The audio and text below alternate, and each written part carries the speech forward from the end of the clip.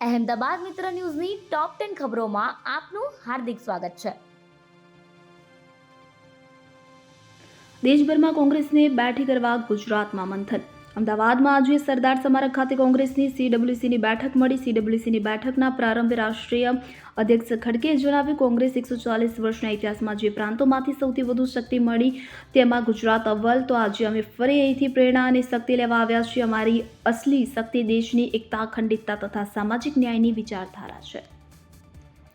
એક સાથે 25,000 જૈનો નવકાર મંત્રનું પઠન કરશે। તો GITO અમદાવાદ તથા જૈન સમાજ દ્વારા વિશ્વ કલ્યાણના સંકલ્પને જન સુધી પહોંચાડવા 9 એપ્રિલે વિશ્વ નવકાર મહામંત્ર દિવસનું અમદાવાદના GMDC ગ્રાઉન્ડમાં ઐતિહાસિક આયોજન। વિશ્વ કલ્યાણના અર્થે આ મહત્વપૂર્ણ આયોજન જૈન સમુદાય દ્વારા આયોજિત કરવામાં આવી રહ્યું છે કે જે અદ્ભુત ક્ષણ સાબિત થશે। સતત બીજા દિવસે ગરમીનો પારો 43 ડિગ્રી। શહેરમાં સતત બીજા દિવસે ગરમીનો પારો 43 ડિગ્રી રહ્યો હતો। ગરમીને કારણે છેલ્લા 10 દિવસમાં 108ને heat stroke, dehydration, high grade fever, ઝાડા ઉલટી અને પેટમાં દુખાવાના 232 કોલ મળ્યા હતા। ગત વર્ષની સરખામણીએ ગરમી 11 દિવસે વહેલી 43 ડિગ્રીએ પહોંચી ગઈ છે। હજુ બુધવાર સુધી હીટ વેવ રહેશે, એ પછી ગરમીથી થોડી રાહત મળવાની શક્યતા।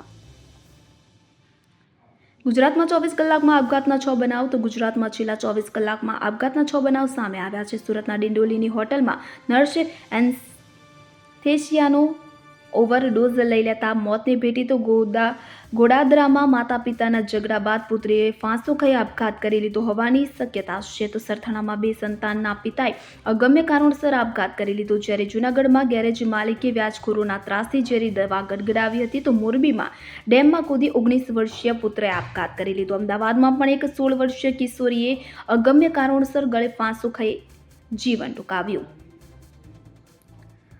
અમદાવાદની આગ મામલે કાર્યવાહી શરૂ। અમદાવાદના જીવરાજ પાર્ક ખાતે આવેલી જ્ઞાનદા સોસાયટીમાં બંગલા નંબર 24માં રહેતા જગદીશભાઈ મેઘાણીને ત્યાં આગ લાગવાની ઘટનાને મામલે અમદાવાદ મ્યુનિસિપલ કોર્પોરેશન દ્વારા દક્ષિણ પશ્ચિમ ઝોનના એસ્ટેટ વિભાગમાં ફરજ બજાવતા 3 અધિકારીઓને સોકોઝ નોટિસ આપી છે। દક્ષિણ પશ્ચિમ ઝોનમાં આસિસ્ટન્ટ TDO તરીકે ફરજ બજાવતા કાંતિભાઈ ડાફડા, વિજલપુર વોર્ડ ઇન્સ્પેક્ટર રાજેશ વાણી અને sub inspector Nikunj પરમારને show cause notice આપી 7 દિવસમાં ખુલાસો કરવા માટે જણાવ્યું।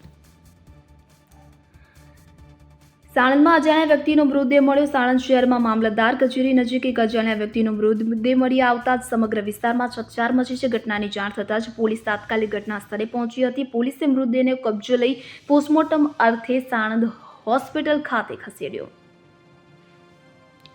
ધોલેરાના ઓતરિયા ગામે મકાનમાં ભીષણ આગની ઘટના। તો ધોલેરા તાલુકાના ઓતારિયા ગામમાં એક મકાનમાં અચાનક આગ લાગવાની ઘટના સામે આવી છે। મકાનના એક ભાગમાં પશુઓના ચારા માટે રાખવામાં આવેલા કડબના જથ્થામાં અગમ્ય કારણોસર આગ લાગી। બાવળામાં જ્વેલર્સ માલિક પર જીવલેણ હુમલો। બાવળામાં આવેલા કન્યાદાન જ્વેલર્સમાં ગઈકાલે રાત્રે 8:45 એક ચોંકાવનારી ઘટના બની હતી। દુકાનમાં કોટેશન માટે આવેલા એક અજાણ્યા શખ્સે અચાનક જ્વેલર્સના માલિક પર હુમલો કર્યો। આ શખ્સે દુકાન માલિકના માથામાં હથોડી વડે જોરદાર પ્રહારો કર્યા। તો જ્વેલર્સના માલિકે સામો પ્રતિકાર કરવાનો પ્રયાસ કર્યો હતો, પરંતુ હુમલાખોર ત્યાંથી ફરાર થઈ ગયો હતો।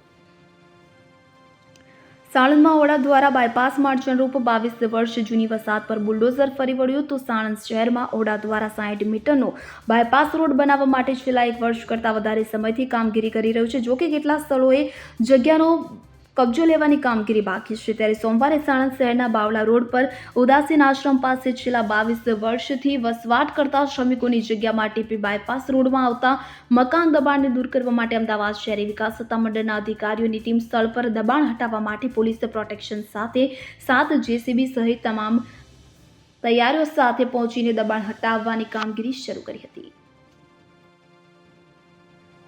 ગ્રોમોર ફાઉન્ડેશનના 13 ખાતા ડિફ્રીઝ કરાશે। CID ક્રાઇમ ખાતે ભૂપેન્દ્ર ઝાલા સહિત અન્ય મળતિયાઓ સામે 6,000 કરોડના ફ્રોડની ફરિયાદ નોંધી હતી, જેમાં ભૂપેન્દ્ર ઝાલા સાથે સંકળાયેલ શૈક્ષણિક ટ્રસ્ટ ગ્રોમોર ફાઉન્ડેશનના બેંક ખાતા પણ ફ્રીઝ કરવામાં આવ્યા હતા। ચાર્જશીટ બાદ આ સંસ્થાએ અમદાવાદ ગ્રામ્ય કોર્ટમાં અરજી કરી હતી કે તેમના ખાતા ડિફ્રીઝ કરવામાં આવે। જો કે તપાસ અધિકારીએ 13 ખાતા ડિફ્રીઝ કરવા માટે બેંકોને સૂચના આપતા અરજીમાં અરજદાર દ્વારા કોર્ટ ઓર્ડર ઇન્વાઇટ કર્યો નહોતો અને અરજીનો નિકાલ કરવામાં આવ્યો હતો।